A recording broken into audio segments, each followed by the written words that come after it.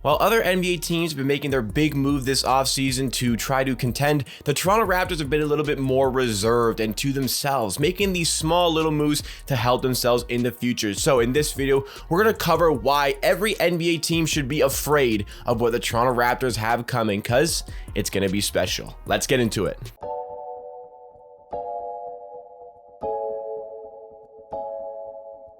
Welcome NBA and Raptors fans to Amateur Hour Sports. This is a channel where you get NBA content with a focus on the Toronto Raptors at least 4 days a week. That is Monday, Wednesday, Friday, and Saturday. This is your Saturday episode where we're covering what the Raptors can produce in the future and why it is going to be special. So if you like Raptors news breakdowns, mock trades, analysis, and so much more, make sure you are subscribed to Amateur Hour Sports for everything Raptors related. We are on a road to 7,000 subscribers, and it would really mean a lot if you could help us get there. And if you want more of this Raptors content in your life, don't miss any future episodes for a week. That's a lot. But let's get down to business for today's episode. We're talking about the aspirations of the Toronto Raptors in the future and why the NBA needs to be afraid of what Masai Ujiri, Bobby Webster, and the rest of the Raptors front office is cooking, because there is something brewing here in Toronto, and we have this really good feeling back. And I don't want to say that we're going a little bit too quickly here, because the Raptors are obviously coming off of that season in Tampa Bay where a lot of things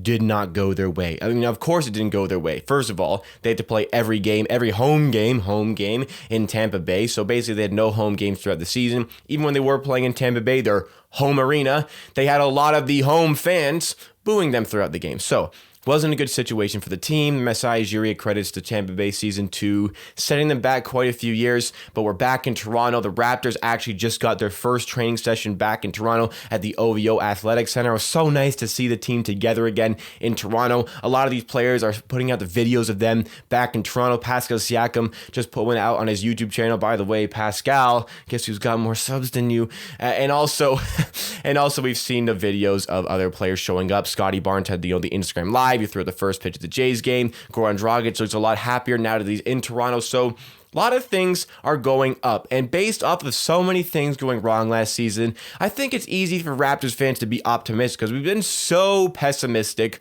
over the last months, maybe the last year or so, based on everything, the way everything unfolded. We had that awful playoff loss to the Boston Celtics, and then it all spiraled out of control. Marc Gasol left, Serge Ibaka left, then we signed Aaron Baines, and he sucked throughout the season. Then the season itself sucked. We had no home games, and then finally, we get the 4th overall pick, and things start to pick up momentum from there, because Masai Ujiri and Bobby Webster have been in the lab creating something for the future with this Raptors team. It's no secret that this season, we're not contending. I think that this season, we are an absolute wild card here, because the Raptors, I think, have enough talent, and they clearly have the smarts, the coaches, and some of the players who have that championship DNA within them. The core that was 4th in the East last season before many players went missing from the team. So right now, we're looking at a season where, okay, can we challenge for a good playoff spot in the Eastern Conference, like 5th or 6th seed? Can we challenge for a play-in position, or will the front office decide that if we're not really solidified in the playoffs, then maybe it's better to tank? So we can go through so many different avenues. We could overperform, I think, which would leave us with a 4, 5, or 6 seed. We could perform, I believe, to expectations, which would be right around the playing position. Or the front office could decide that, okay, it's not really worth going for the playing position, so let's just tank. Let's try to get a good pick again in a very good draft class coming up. Expect it to be a very good draft class. So there's those 3 decisions that we need to make. But none of that is going to matter as much as the individual performances and the individual growth of the players within the team. I'm not as concerned about the record this season as I am about player growth, especially guys, the younger ones like Scotty Barnes, or even still guys developing like OG Anunoby. If they can take some personal jumps this season, regardless of record, I'm going to consider this a success, because again, we're not going to be winning an NBA championship this season, but can we go win an NBA championship in 3 or 4 years?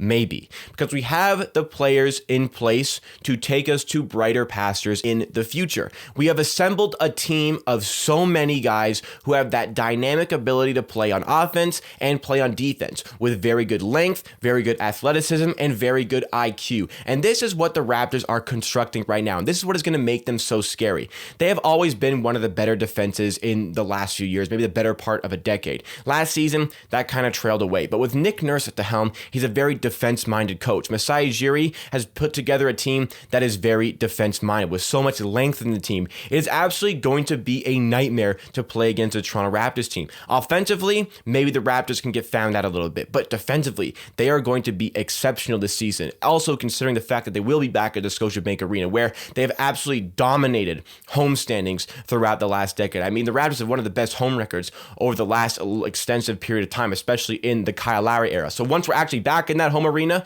things can definitely change. The defense is definitely going to change. It's going to be elevated to the level that it was just a couple seasons ago, maybe where we didn't have the most talented team and people said, oh, the Raptors are going back to the basement. They're not going to make the playoffs. We were the 2 seed after Kawhi Leonard left. So clearly we know what we're doing with this franchise. And what we've done right now is bought into a theory that these athletic two-way guys with the big wingspans are going to carry us into the future. It is kind of a tactic that's never been replicated in the NBA. We've not only doubled down and tripled down, I keep saying this, we've quadrupled down on the theory that these lengthy guys are going to carry us to a better future. Much like the Houston Rockets kind of put everything, all their faith onto the shooting team, that everybody on the team can shoot, got rid of all their bigs. It was a good theory that didn't quite work out because they didn't have the defense. As much as they could score, they could not stop other teams from scoring. And when there was a cold stretch, there was a lack of versatility within the team. But why this is going to work, where that didn't work, buying into a specific system, is because the Raptors aren't just 1,000,000% committed to this. Obviously, the grand majority of their players kind of fit the bill of a 6'9" guy with 7'1", 7'2" wingspan, Scotty Barnes, Pascal Siakam, OG Anunoby. Need I go on? I could go on for a lot longer here. But still, with all of these players in place, that is going to be a scary team on defense. It already was a scary team. Siakam got better on defense last year. OG Anunoby is one of the best, if not the best, on-ball defender in the league. Scotty Barnes is already NBA ready on defense. Him and OG can guard any position from the 1 through the 5. Fred VanVleet, is always up in the league in deflections and always up there in steals. He knows how to defend even despite his size. Prez Achiuwa is a solid defender. Kem Birch isn't a bad defender. And they can still go out to the perimeter even though they're bigs and defend over there. Chris Boucher, good defender. Gets so many blocks. Had the most blocks from three-pointer attempts last season. So many good things on defense. But then we translate that into offense where we still have all of these great weapons. Fred VanVleet, though his field goal percentage needs work, the three-point percentage is there. Gary Trent has showcased to be a shot creator from the perimeter. Scotty Barnes is a very good playmaker already. Pascal Siakam has significantly improved his interior game. Can he get that three-point game back? We'll see. OG Anunoby broke out offensively last year. Can he get even better? Then I definitely think so. Also, Malachi Flynn is ascending. There are so many players ascending within this team. A nice outside shooter in Svi Mihailovic was brought into the team. Yuta Watanabe can improve. Lots of players that are going to continue to improve this season. A very youthful team, a very fun youthful team that is going to use all of this positive energy within this team right now to make themselves better. Now, what is going to be scary about this team is that they're already extremely talented defensively. Even with what we have right now, I say we're at the bottom of a ladder that we want to start to climb this season, because the Tampa season was just a complete write-off that dropped us to the bottom of where we can be. But now we're at the bottom of the ladder. We are starting to climb that ladder to success. And it is a ladder that we want to climb. You want to be at the bottom of a ladder you want to climb, then halfway up one you do not want to climb. We don't want to be stuck in a hole where we're going to be in this purgatory situation where we're never going to be really a contender. It's just, if you're always finishing 5th or 6th in the Eastern Conference, never making any moves in the playoffs, if you're there every season, what's really the fun in that? But you'd rather be kind of lower, but knowing that your ceiling is much higher, because you're going to build up to that. All the players in your team are going to build up to that. They're laying the foundation right now for a future of success built on defense first. And that defense is already going to be showing itself, I believe, this season. Offensively, I think there is work that needs to be done. But defensively, we have everything that we need to be successful already. That is only going to get better over the next few years. Playing at home is only going to make us better over the next few years. And offensively, there is already a lot of weapons, but those offensive weapons can continue to improve, and they are going to continue to improve. And with all of this length, all of this athleticism, it is going to be very difficult to handle so many different threats, so many different weapons on the offensive end. Masai Ujiri and Bobby Webster have done a phenomenal job in constructing this team based on the belief that why not have 5 guys on the court who look like OG and Pascal? Because how are you going to combat that when you're going up against that team?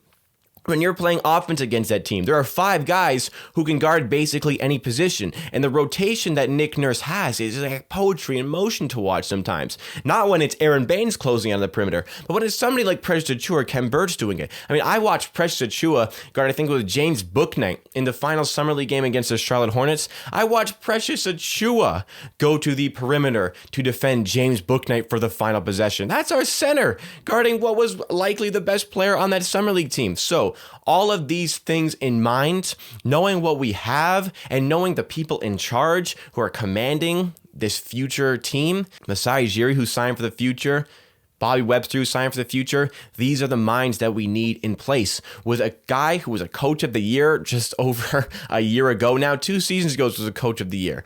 With all of these great things in place, the Raptors already had a good foundation laid down, but they just made it even stronger by adding in all this young talent, all this young complementary talent to the system that they have and the system that they want to execute in the future. Patience is going to be key for Raptors fans here, but there is so much that we can get out of this team. The Raptors are a team that needs to be feared, maybe not this year, but other teams need to be concerned about what they are going to achieve in the future, and possibly the Raptors get back to that championship level they produced in 2019. So what do you guys make of the Raptors' chances in the future? Do you agree with me? Is this system going to work with all these two-way long and athletic guys? Let me know all of your thoughts and opinions in the comments down below, because that is it from me for today.